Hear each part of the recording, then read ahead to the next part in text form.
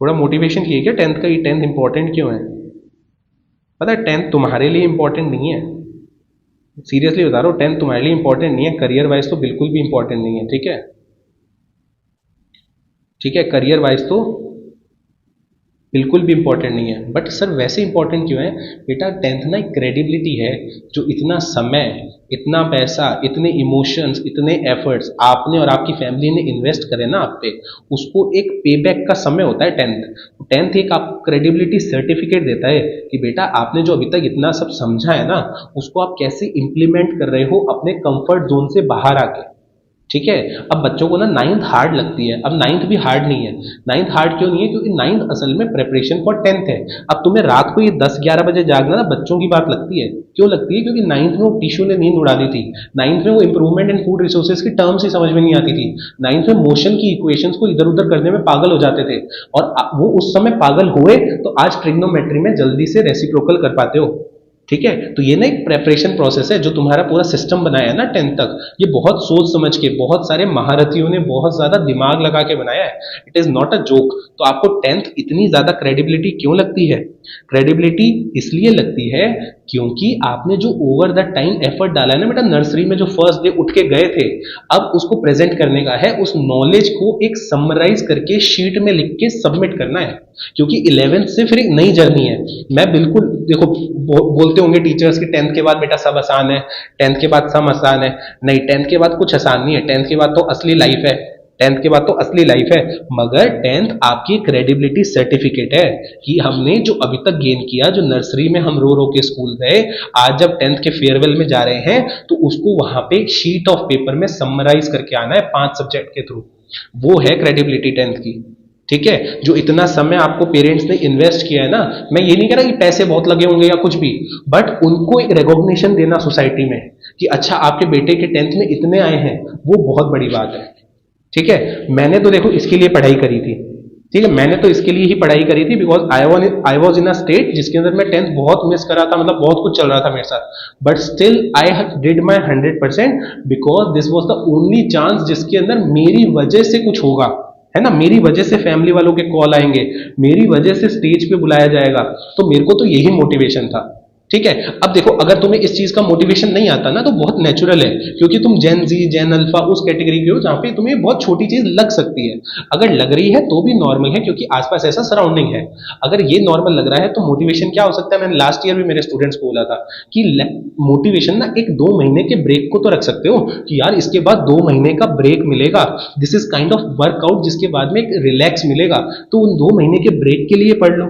2 महीने के ब्रेक के लिए पढ़ लो कि यार मुझे तो इसलिए पढ़ना है कि जल्दी से 7 मार्च को आखिरी पेपर दूं, सेकंड बोर्ड की कोई चिंता ही नहीं है, मैंने फर्स्ट बोर्ड में इतने अच्छे पेपर कर दिए, अब मैं आराम से नींद पूरी करूंगा, मैं अपने एनिमे की सीरीज को पूरा कर दूंगा, मेरी नेटफ्लिक्स के अंदर डाउनलोडेड सीरीज है सबको पूरा कर दूंगा। वो मोटिवेशन बना लो। सबका मोटिवेशन अलग हो सकता है। मैं नहीं कहता कि भाई तुम्हें अपने पेरेंट्स को प्राउड करना है, बहुत क्रिंजी टॉक लगती है, बट मेरे लिए तो यही था, इसलिए मैंने उसको बता दिया कि टेंथ की भूमिका क्या है। मगर उसको कितना इंप्लीमेंट करना है, किस मोटिवेशन से इंप्लीमेंट करना है, वो आपके ऊपर है। और मैं तो ऐसे देखता हूं कि मैं तो 1 डे एट अ टाइम जीने वाला आदमी हूं। मुझे तो ये लगता है कि आज का दिन मेरा अच्छा हो गया ना, मेरे आगे आने वाले सारे चीजें ठीक है। तो आप 1 डे बाय डे चीजें करते रहो और 7 मार्च का वेट करो, क्योंकि 7 मार्च को मेरा बर्थडे भी है और 7 मार्च को आपका लास्ट पेपर भी है। ठीक है। तो मैं भी 7 मार्च का वेट कर रहा हूं, आप भी 7 मार्च का वेट करो कि यार उस दिन तक मुझे झेलना है और मैं बहुत अच्छे से झेलूंगा, बिना मुंह पे दिखाए, बिना खुद को स्ट्रेस करे। पूरा दिन मैं फ्री हूं, प्री बोर्ड मेरे हो गए, स्कूल मुझे जाना नहीं है, शाम को 7 सर के लेक्चर में जाना है, और उससे पहले मैं Hindi, English, math, science, SST कुछ भी कर सकता हूं।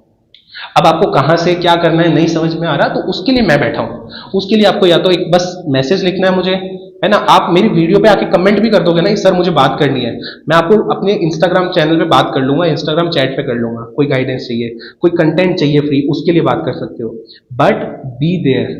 ठीक है। पढ़ाई पूरी अच्छे से करो, खुद से ऑनेस्ट रहो।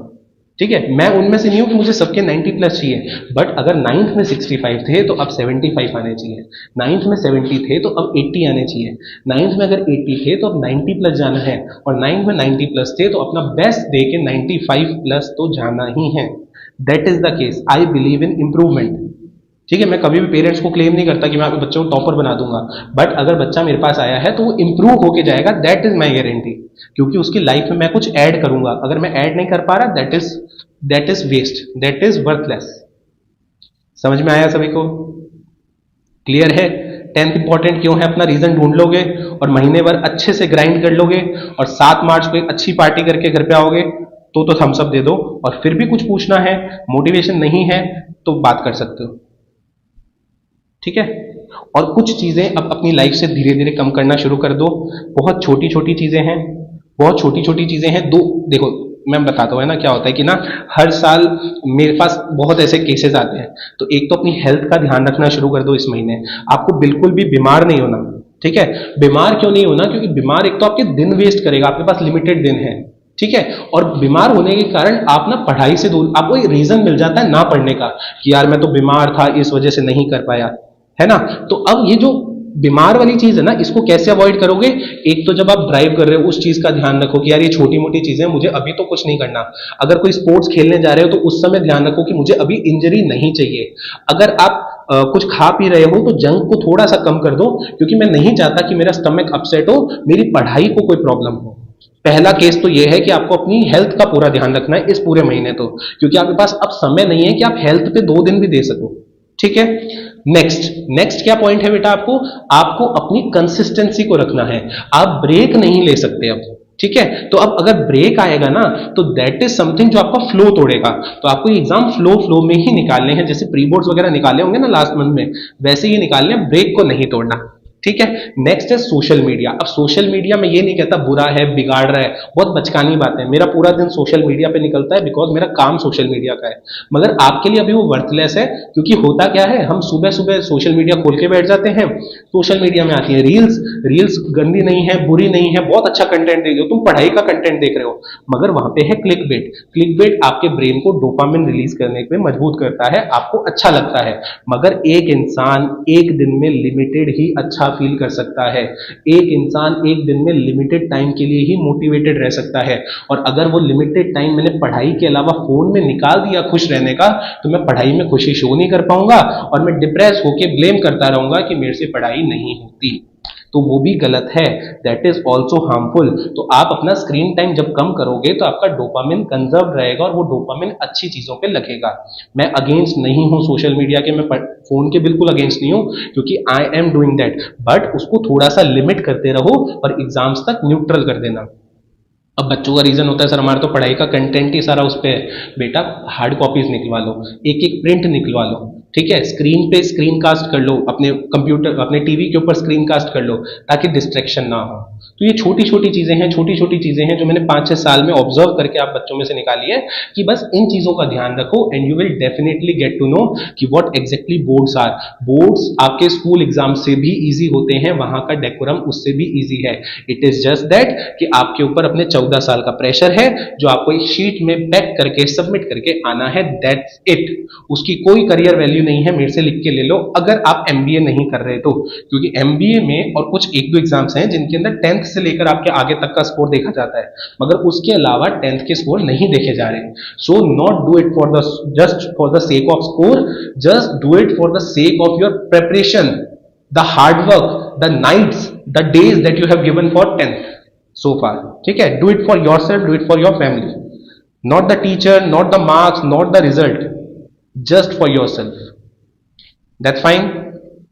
Can we call this session up?